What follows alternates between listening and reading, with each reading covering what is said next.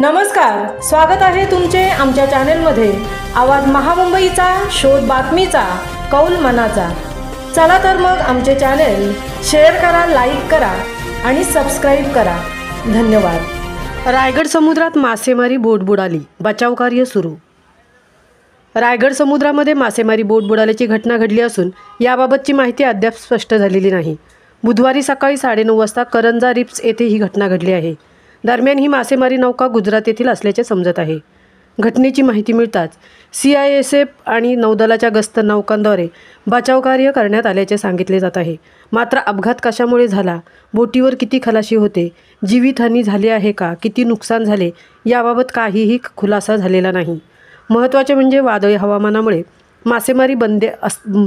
मासेमारी बंदी असतानाही सदरची बोट समुद्रात आली कशी, तेही गुजरातची, नक्की काय प्रकार आहे याकडे आता सर्वांचे लक्ष लागून राहिले आहे।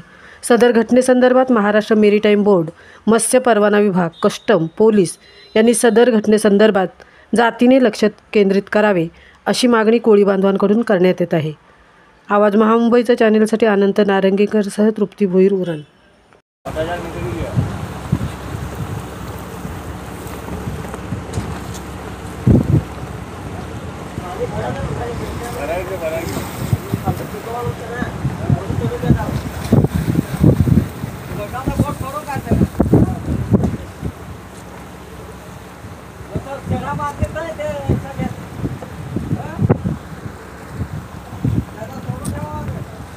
मोठी लागते पाहता